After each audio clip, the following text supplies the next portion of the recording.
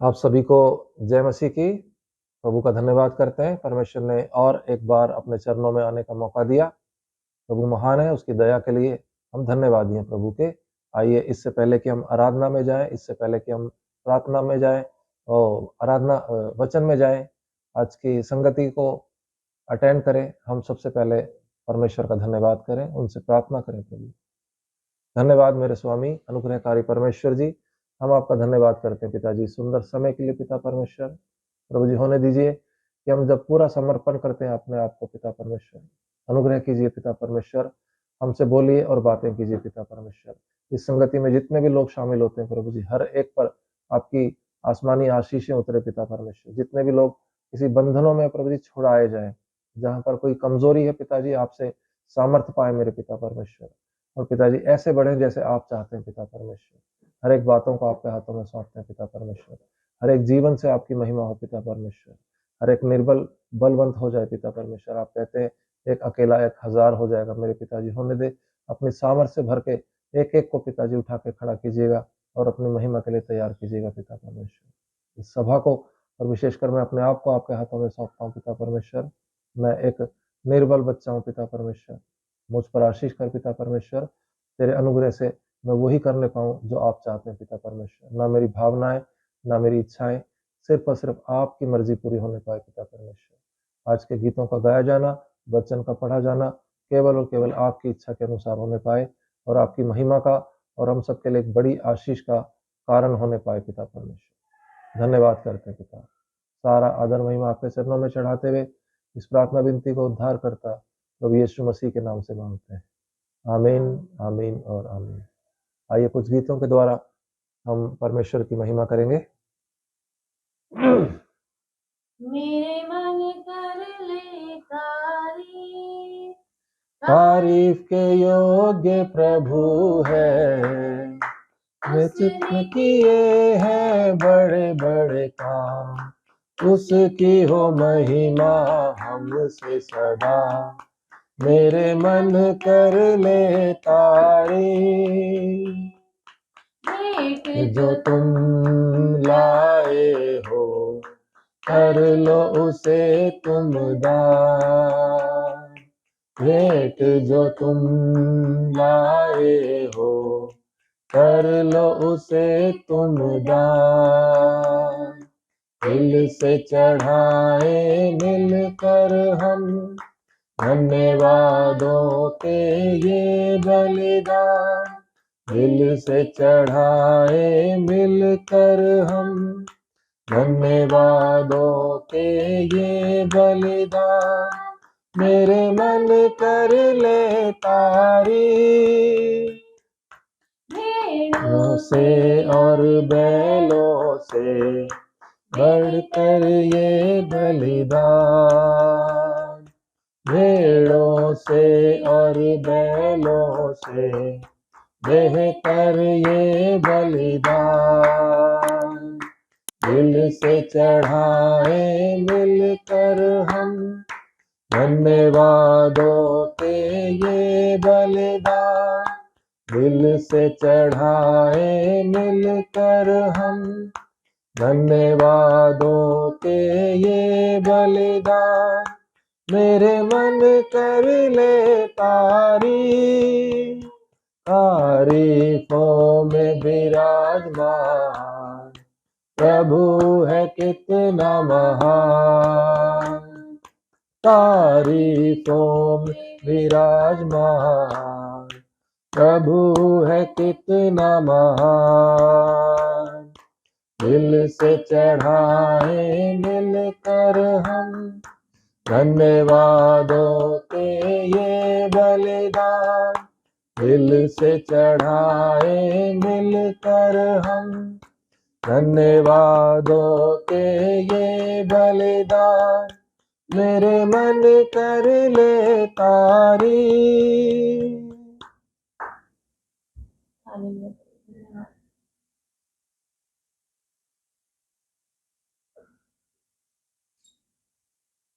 तूने मुझे आगे पीछे घेर रखा है, अपना हाथ मुझ पर रखे रहता है। तूने मुझे आगे पीछे घेर रखा है, अपना हाथ मुझे पर रखे रहता है। तेरी आत्मा से भाग कर मैं कहाँ जाऊं, तेरी आत्मा से भाग कर मैं कहाँ जाऊं। आकाश पर चढ़ूं तो तू वहाँ है, अधोलोक में जाऊं तो तू वहाँ है। आकाश पर चढ़ूं तो तू वहाँ है, अधोलोक में जाऊं तो तू वहाँ है। तेरी आत्मा से भाग कर मैं कहाँ जाऊं, तेरी आत्मा से भाग कर मैं कहाँ जाऊं। तूफान से घिरूं तो तू वहाँ है, लहरों पे चलूं तो तू वहाँ है। तूफान से घिरूं तो तू वहाँ है, लहरों पे चलूं तो तू वहाँ है। तेरी आत्मा से भाग कर मैं कहाँ जाऊं, तेरी आत्मा से भाग कर मैं कहाँ जाऊं। मेरे मुंह में ऐसी कोई बात नहीं है, जिसे पूरी रीति से तू जानता नहीं है। मेरे मुंह में ऐसी कोई बात नहीं है, जिसे पूरी रीति से तू जानता नहीं है। तेरी आत्मा से भाग कर मैं कहाँ जाऊं, तेरी आत्मा से भाग कर मैं कहाँ जाऊं। तूने मुझे आगे पीछे घेर रखा है, अपना हाथ मुझे पर रखे रहता है। तूने मुझे आगे पीछे घेर रखा है, अपना हाथ मुझे पर रखे रहता है।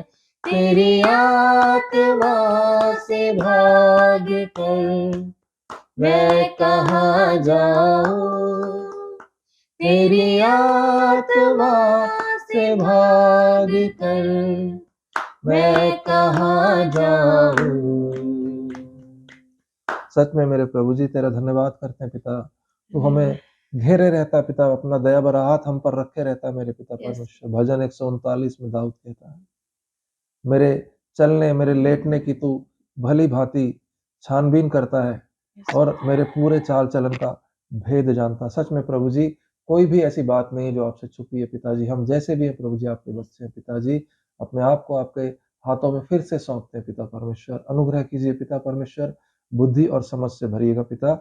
जब वचन में जाते हैं प्रभु जी, आपके अनुसार आपकी आत्मा के अनुसार होने पाए पिता परमेश्वर। बोलने वाला कोई मनुष्य नहीं प्रभु, आपका आत्मा होने पाए और सुनने वाले और सुनाने वाले सब पर आपकी बरकत आपकी आशीष उतरने पाए पिता परमेश्वर। धन्यवाद करते हैं, पूरे माहौल को आपके हाथों में सौंपते हैं। आदर महिमा जलाल प्रभु जी आपके चरणों में चढ़ाते हुए इस प्रार्थना विनती को प्रभु यीशु मसीह के नाम से मांगते हैं, आमीन आमीन और आमीन। आप सबको फिर से प्रभु यीशु मसीह के मीठे और सामर्थी नाम में जय मसीह की बोलता हूँ। प्रभु का धन्यवाद करते हैं इस मौके के लिए। आज हम देखेंगे एक भोज के बारे में, एक बड़ी दावत के बारे में। दावत खाना सबको अच्छा लगता है ना? दावत में जाना सबको पसंद है। लोग सज सवर कर जाते हैं, बल्कि इंतज़ार करते हैं क्या मेन्यू है, क्या खाने को मिलेगा, किस जगह पर है, क्या समय है, क्या टाइमिंग है। बहुत तैयारियों से लोग रहते हैं दावत के अंदर। पर कुछ और भी लोग हैं बाइबल में जिन्होंने एक न्योते में जाना उचित नहीं समझा। ऐसे ही एक दृष्टांत को जो यीशु मसीह ने लोगों को सुनाया, हम आज उस पर मनन करेंगे। प्रभु हमारी सहायता करे। मेरे साथ निकालेंगे लूका की पुस्तक अध्याय 14 और 15 आयत से लेकर 24 आयत तक। एक दृष्टांत है जो यीशु मसीह ने चेलों से कहा। लिखा है, उसके साथ भोजन करने वालों में से एक ने ये बातें सुनकर उससे कहा, धन्य है वह जो परमेश्वर के राज्य में रोटी खाएगा। उसने उससे कहा, किसी मनुष्य ने बड़ा भोज दिया और बहुतों को बुलाया। अर्थात यीशु मसीह अब उन लोगों को, उपस्थित लोगों को एक दृष्टांत बता रहे हैं कि एक व्यक्ति ने एक बड़ा भोज तैयार किया और बहुत लोगों को बुलाया। जब भोजन तैयार हो गया तो उसने अपने दासों के हाथ आमंत्रित लोगों को कहला भेजा कि आओ, अब भोजन तैयार है। तो हम समझते हैं बहुत जगह पर पहले रिवाज होते थे कि पहले उनको न्योता दिया जाता है, समय और जगह सब कुछ बता दिया जाता है, और फिर लोग आते हैं, मिलते जुलते हैं, आपस में बातें करते हैं, अपना दुख सुख बांटते हैं, और उस दौरान में भोजन तैयार हो रहा होता है। ऐसा ही नहीं है, आज का ज़माना जो है फास्ट फॉरवर्ड ज़माना है कि बिल्कुल टाइम पर जाते हैं, या डिनर है या लंच है तो शार्प उस समय पर जाते हैं और सीधा फिर प्लेट्स पर और खाने पर अटैक होता है और बस जय मसीह की और गॉड ब्लेस यू करके चले आते हैं। पर पहले के लोगों के पास वक्त होता था, और ये दावतें और भोज होते भी इसलिए थे कि आपस में भाईचारा बना रहे, मेल मिलाप बना रहे। बाइबल हमें बताती है ना, पहुनाई में लगे रहो, एक दूसरे की सेवा करते रहो और मेल मिलाप रखो। रोटी तोड़ना भी इस चीज में शामिल हो जाता है ना। तो यहाँ पर हम देखते हैं कि जब भोज तैयार हो गया तो फिर एक बार उनको इंफॉर्मेशन दी गई कि खाना तैयार है। तो लिखा है यहाँ पर, जब भोजन तैयार हो गया तो उसने अपने दास के हाथ आमंत्रित लोगों को कहला भेजा। अर्थात आए हुए लोग वहीं नजदीक थे, आसपास थे, और वो क्या कर रहे थे, वक्त गुजार रहे थे, आपस में बातचीत करते होंगे। आप बड़े दिन में मिले हो चाचा, कहाँ पर थे इतने दिन से, और घर में क्या हालचाल है, बाकी लोग कैसे हैं, वो क्यों नहीं आया, और वो आया है तो कहाँ है। बहुत भूले बिछड़े हुए लोग आपस में मुलाकात हो जाती है ऐसे भोजों में। तो यहाँ पर लगभग ऐसा ही माहौल होगा। और अब जब भोजन तैयार है तो उनके पास संदेश भेज दिया गया कि आओ भोजन कर लीजिए। पर 18 आयत में दृश्य बिल्कुल बदल जा रहा है। लिखा कि पर वे सब के सब क्षमा मांगने लगे, है ना। जब उनके पास संदेशा भेजाया गया कि आप आ जाइए, तो अभी क्या हो रहा है, वो लोग मना करने लगे। न्योते गए लोग मना कर रहे हैं कि मैंने खेत मोल लिया है और अवश्य है कि उसे देखूं, मैं तुझसे विनती करता हूं कि मुझे क्षमा कर दे, है ना। अब इनका इरादा बदल गया है, भोजन तैयार हो गया है, तब ये आना नहीं चाहते, पहले ये निमंत्रित थे, आमंत्रित थे। तो ये बोलता क्या है कि, है ना, मैंने खेत मोल लिया है और अवश्य है कि उसे देखूं, मैं तुझसे विनती करता हूं, मुझे क्षमा कर। जबकि लोग पहले उस जमीन को, उस जगह को देखते हैं तब खरीदते हैं। तो यहाँ पर साफ पता चल रहा है कि इन व्यक्तियों की क्या है, मंशा नहीं है आने की उस भोज में। तो एक व्यक्ति ने इनकार कर दिया। 19वें आयत में दूसरे ने भी कुछ ऐसा ही बहाना लगा दिया। वो कहता है कि मैंने 5 जोड़े बैल मोल लिए हैं और उन्हें परखने जाता हूँ, है ना। इसने इसने भी एक बहाना लगा दिया कि मैं बैलों को परखने जा रहा हूँ। शायद जैसे कोई टेस्ट ड्राइव लेते हैं, इस तरीके से उनकी क्षमता देखना चाहता है, पर यह भी आना नहीं चाहता। इसने भी बोला कि मुझे क्षमा कर दे। और 20वें आयत में लिखा कि एक और ने कहा, मैंने विवाह किया है इसलिए मैं नहीं आ सकता। तो ये कहाँ मशगूल है, अपनी नई शादी में, मेहमानों में, नई नई पत्नी मिली है। उस दास ने आकर अपने स्वामी को ये बातें कह सुनाई। तब घर के स्वामी ने क्रोध में आकर अपने दास से कहा, नगर के बाजारों और गलियों में तुरंत जाकर कंगालों, टुंडों, लंगड़ों और अंधों को यहाँ ले आओ। जो बुलाए गए लोग थे वो आने में रुचि नहीं रख रहे हैं, उस बड़े भोज को अनदेखा कर रहे हैं। तो घर का स्वामी खुश नहीं होगा। उसने बड़े चाव से उन लोगों को अपनी लिस्ट में रखा होगा, उसके जहन में होंगे, बड़े आदर और सम्मान के साथ वो उनका मान सम्मान करना चाहता था, है ना। परंतु वो लोगों ने उसका अनदेखा किया, उसकी अनसुनी करी और उसके भोज को क्या करा, ठुकरा दिया। यहाँ पर जो स्वामी है, वो जिसने भोज का निमंत्रण दिया सबको, होस्ट जिसको बोलेंगे ना, तो उसने गुस्सा आ गया उसको, और उसने अपने दास को बोल दिया कि नगर में जाओ, बाजारों में जाओ, गलियों में जाओ और कंगालों को, टुंडों को, लंगड़ों और अंधों को यहाँ ले आओ। दास ने फिर कहा, हे स्वामी, जैसा तूने कहा था वैसा ही किया गया है, और फिर भी जगह है। वो गए और वहां पर जितने भी लोग मिले उनको आसपास में, लंगड़े और कमजोर, अंधे, सबको वो बुला बुला कर ले आए। अब भी जगह बाकी है। तब घर का स्वामी 23वीं आयत में कहता है, स्वामी ने दास से कहा, सड़कों पर और बाड़ों की ओर जा और लोगों को विवश करके ले आ, ताकि मेरा घर भर जाए। अभी घर का जो स्वामी है उन लोगों से क्रोधित है जिनको उसने बुलाया था, इसलिए वो उनको दिखाना चाहता है कि जिनको मैं बुलाता हूं वो ही श्रेष्ठ होते हैं। उसने पहले कंगालों को, टुंडों को, लंगड़ों को, अंधों को बुला लिया, और अभी भी जगह बाकी, तो बोल रहा है कि जो मिले सबको लेकर आओ, विवश कर कर लेकर आओ, जबरदस्ती लेकर आओ है। और 24 आयत में लिखा, क्योंकि मैं तुमसे कहता हूं कि उन आमंत्रित लोगों में से कोई मेरे भोज को ना चखेगा। यहां पर कहीं ना कहीं इजराइल की व्यथा भी दिखाई जाती है। परमेश्वर ने अपने लोगों को चुना, उनको बुलाया, बहुत प्रेम किया, परंतु वो परमेश्वर की आज्ञाओं पर खरे नहीं उतरते। आज भी हम जानते हैं इजरायली लोग अपने मसीहा का इंतजार कर रहे हैं। आज भी वो यकीन नहीं करते कि यीशु मसीह जगत में आ चुका है। उनका आज भी भरोसा है कि हमारा जो मसीहा होगा वो बड़े सामर्थ के साथ, बड़े वैभव के साथ, आसमानी सेना के साथ आएगा। वो एक मामूली चरनी में गरीब सा बनकर नहीं आने वाला है। हम देखते हैं इजरायली लोग, यहूदी लोग आज भी पुरानी व्यवस्था पर चलते हैं, मसीह पर बिल्कुल विश्वास नहीं करते, नए नियम पर विश्वास नहीं करते। तो ये बुलाए गए लोग थे, फर्स्ट आमंत्रित लोग थे ये। पर इन्होंने क्या किया, अपने अपने कामों में मशगूल ना करने का जो बहाना था ना, एक व्यक्ति पेट की खातिर उसने खेत लिया है, तो उसको क्या कि मैं इसको खेत लिया तो मेरी उपज बढ़ेगी, हम खाएंगे पिएंगे आगे बढ़ेंगे। और दूसरा व्यक्ति जिसने बैल खरीदे हैं, वो अपनी व्यापार को बढ़ाना चाहता है ना, बिजनेस बढ़ाना चाहता है, क्योंकि पशु धन होता है। और तीसरा व्यक्ति भोग विलास में उलझा पड़ा है। आज संसार के लोग ऐसे ही कामों में उलझे पड़े हैं, पर परमेश्वर की बुलाहट को नहीं समझते हैं। उस वक्त इजरायलियों ने नहीं समझा था, और आज भी बहुत सारे लोग हैं जिनको परमेश्वर पुकारता। प्रकाशित वाक्य 3:20 में प्रभु कहता है कि देख, मैं द्वार पर खड़ा हूं, द्वार खटखटाता हूं, जो कोई खोलेगा मैं उसके साथ भीतर आऊंगा और उसके साथ भोजन करूंगा और वो मेरे साथ। परंतु लोग परमेश्वर को अनदेखा करना चाहते हैं, कर रहे हैं। बहुत सारे लोगों को सुसमाचार सुनाया जाता है और वो विश्वास नहीं करते हैं। प्रभु ने क्या किया फिर, जिनको बुलाता है अगर वो इनकार करते हैं, तो अगला स्टेप है परमेश्वर का। पहला कुरिन्थियों 1 का 27 से 29 तक पढ़ेंगे बेटा।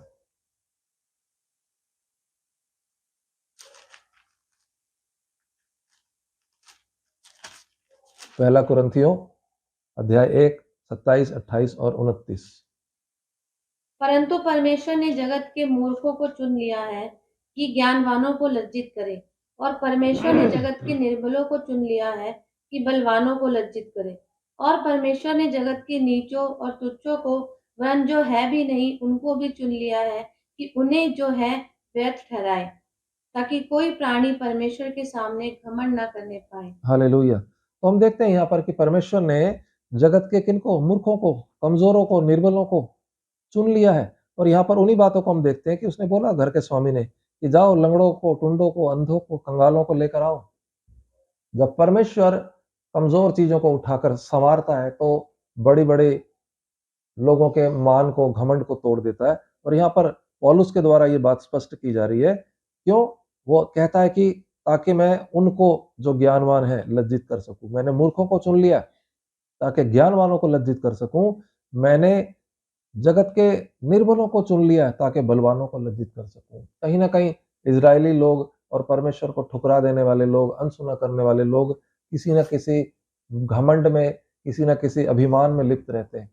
और परमेश्वर जब उनका तिरस्कार करता है तो उनके सामने कमजोरों को खड़ा कर देता है, और वो खुद अपने उस निर्णय पर पछताने लगते हैं, है ना। प्रभु यहाँ पर घर का स्वामी है जो नाराज हो गया, और वो कहता है कि उनमें से कोई भी मेरे भोज को चख नहीं पाएगा। जब प्रभु किसी से मन फेर लेता है, आंखें हटा लेता है, तो सच में हमने देखा इजरायली लोग 14 लाख से ज्यादा लोग थे जब जंगल के सफर उनका शुरू होता है। और कितने लोग उस वाचा के देश में पहुंचे, उस पीढ़ी के कालेब और यहोशू को छोड़कर कोई नहीं था। क्यों? क्योंकि वो उस परमेश्वर की आज्ञाओं पर नहीं चलते थे, वो अपने ही धुन में रहते थे, अपना दिमाग लगाते रहते थे, हर छोटी छोटी बात पर कुड़कुड़ाते, लड़ते, झगड़ते और गलत संगति में पड़ जाते थे। वो नम्र नहीं बने, वो आज्ञाकारी नहीं बने। इसलिए परमेश्वर आज भी इस जंगल के सफर में हमें भी चाहता है कि हम सिद्धता की ओर बढ़ते जाएं। परंतु बहुत सारे लोग हैं जो मान में, अभिमान में, घमंड में भरे रहते हैं। और याकूब देखेंगे हम 4 अध्याय 8 से लेकर 10 तक।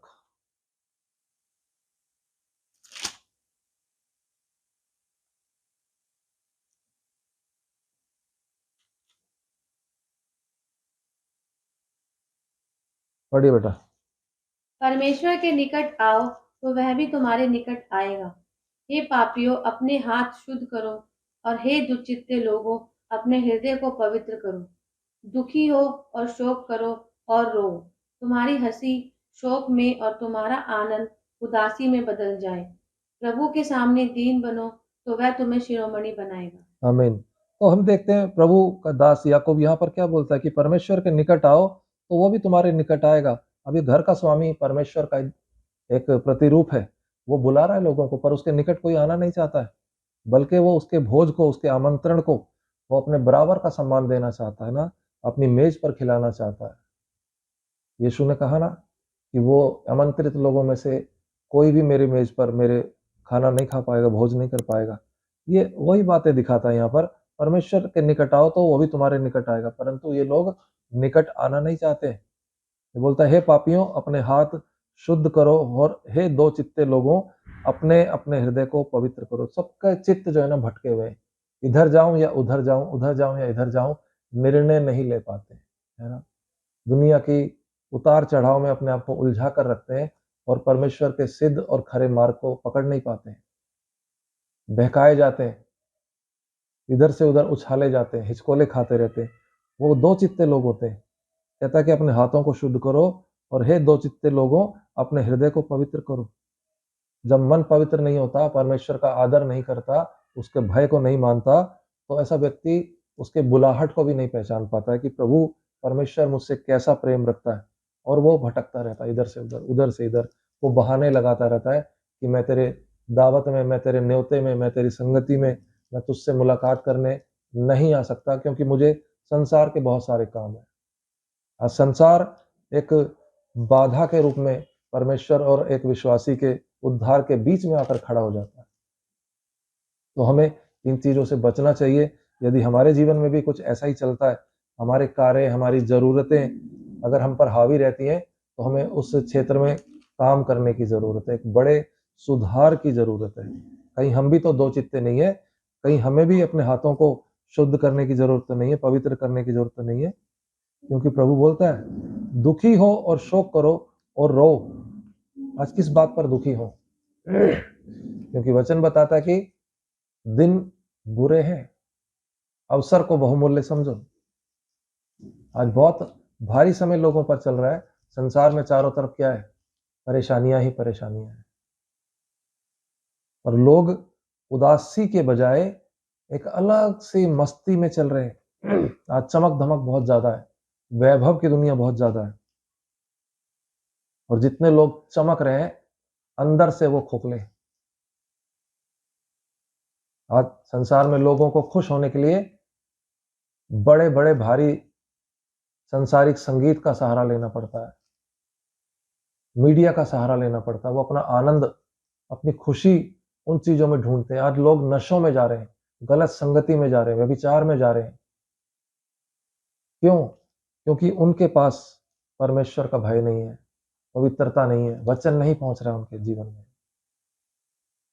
प्रभु बोलता है, शोक करो, और वो अपने उस शोक को पहचानते नहीं है। और रो। आज सच में समय है, हमें दुखी होना चाहिए उन लोगों के लिए जिनके पास वचन नहीं पहुंचा है, जो उद्धार से महरूम है। परमेश्वर का वचन बोलता है, ध्यान से देखो, कोई अनुग्रह से छूट ना जाए।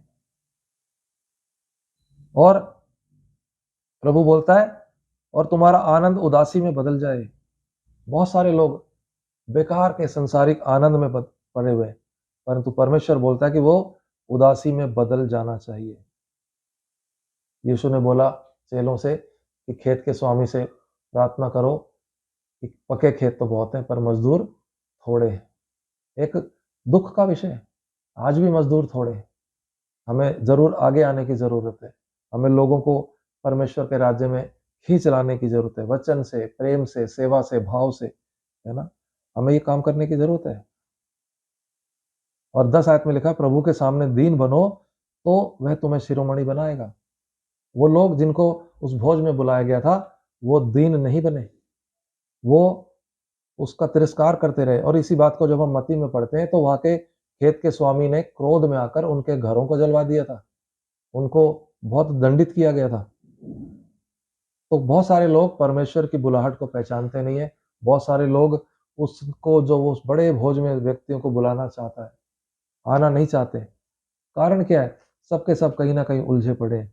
लूका की पुस्तक देखेंगे, अंतिम वचनों को पढ़ेंगे, उसके बाद प्रार्थना करेंगे। अध्याय 21 34 से लेकर 36 आयतों को पढ़ेंगे हम। लूका अध्याय 21।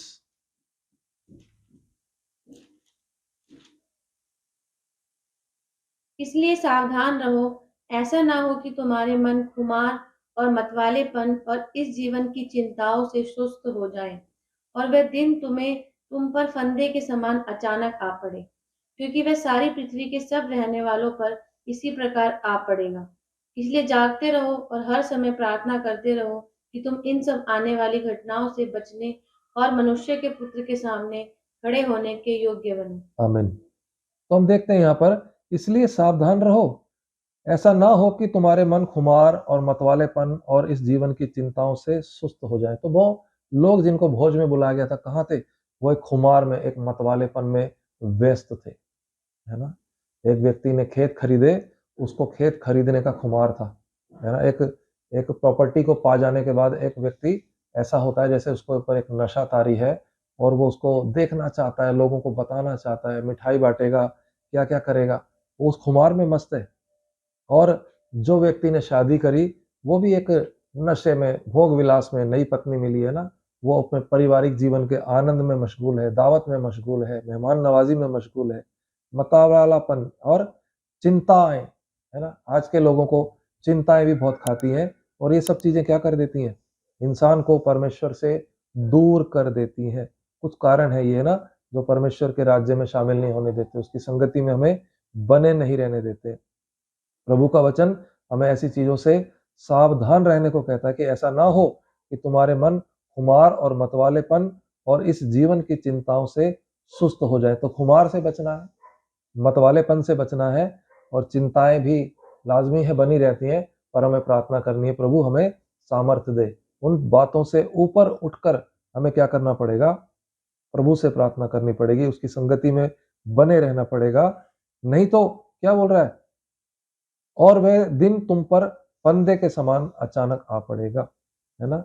ये प्रभु यीशु मसीह की कही हुई बात है। प्रभु ने कहा कि ये आकाश और पृथ्वी टल जाएंगे परंतु मेरी बातें कभी ना टलेंगी।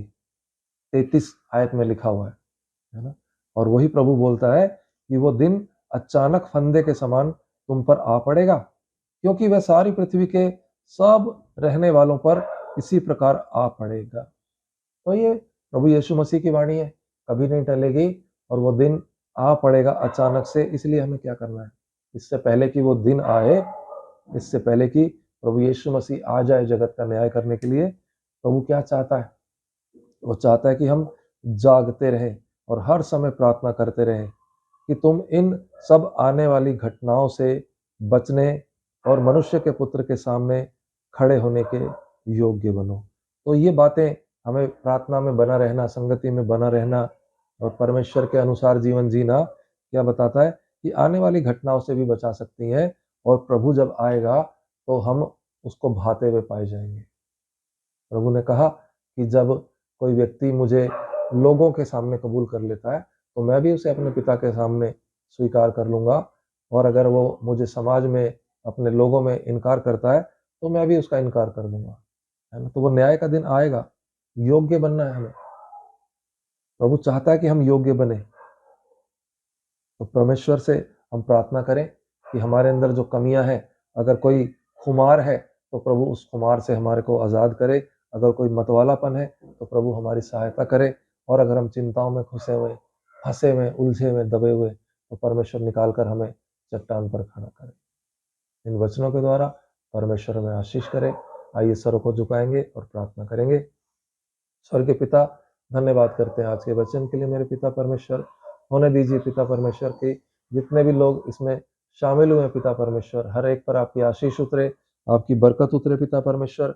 और प्रभु जी, किसी भी प्रकार का मतवालापन, खुमार और चिंताएं हैं तो प्रभु अपने बेटे बेटियों के जीवन से दूर कर पिता परमेश्वर।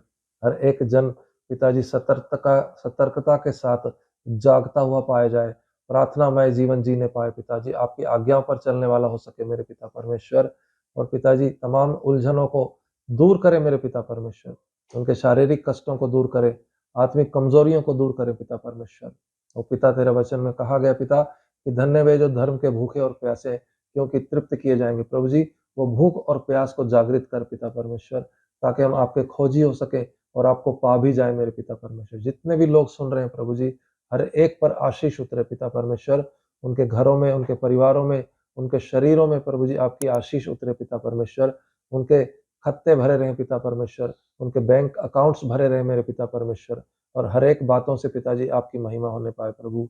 आपका वचन कहता है कि जवान सिंहों को तो घटी होती है, वो तो भूखे रह जाते हैं, परंतु यहोवा के खोजियों को किसी भली वस्तु की घटी नहीं होती। प्रभु जी, अपने बच्चों पर अपनी बरकतों को उंडेलिए मेरे पिता परमेश्वर, वो आपके खोजी बने रहे पिता परमेश्वर, और उनके जीवन में किसी भी भली वस्तु की घटी ना हो पिता परमेश्वर। शरीर निरोगी रहे, आत्मा परमेश्वर से मिली रहे पिता परमेश्वर, और हर एक भली बात उनके जीवन से बन पाए मेरे पिता परमेश्वर। धन्यवाद करते हैं प्रभु जी, आपका वचन हमें सिखाता है कि जो कुछ भी तुम प्रार्थना में मांगते हो प्रतीति कर लो कि तुम्हें मिल गया। हाँ मेरे प्रभु जी, आज आप इस वक्त बड़े सारे लोगों के जीवन में, जितने भी लोग सर झुकाए बैठे, जो पिताजी आंसू बहा रहे हैं पिता परमेश्वर, हर एक जीवन में आप काम कर रहे हैं पिता परमेश्वर। आपका धन्यवाद करते हैं पिताजी, अपनी सामर्थ को उंडेलिए पिता परमेश्वर। हर एक जन प्रभु यीशु मसीह से सामर्थ पाए और अपने पिता की महिमा के लिए तैयार हो जाए पिता परमेश्वर। सारा आदर महिमा आपको देते हैं पिता। हमारी प्रार्थना सुन ली गई, इसके लिए धन्यवाद करते हैं। इस प्रार्थना विनती को उद्धार करता प्रभु यीशु मसीह के नाम से मांगते हैं, और सब कहें आमीन, आमीन। आमीन और आमीन। प्रभु का धन्यवाद करते हैं। आज की संगति को भी परमेश्वर ने चलाया है। अगर कोई गलती होती है तो मैं क्षमा चाहता हूँ, और आप लोग कमेंट्स बॉक्स में बता सकते हैं मुझे कहाँ पर सुधार की आवश्यकता है। आप लोग कमेंट बॉक्स में बता सकते हैं कि आपका प्रार्थना निवेदन क्या है। मैं और मेरा परिवार आप सबके लिए निरंतर प्रार्थना करते हैं, और यदि आप बताएंगे तो विशेष रूप से आपके लिए प्रार्थना करेंगे। हमारे चैनल को आपके सहयोग की, आपके सपोर्ट की ज़रूरत है। अगर आप इससे आशीषित होते हैं तो इन आशीषों को अपने भाई बंधुओं में, अपने मित्रों में जरूर शेयर कीजिए। चैनल को सब्सक्राइब भी कीजिए, चैनल को लाइक भी कीजिए, और परमेश्वर आप सबको बहुत बहुत आशीष दे। सबको जय मसीह।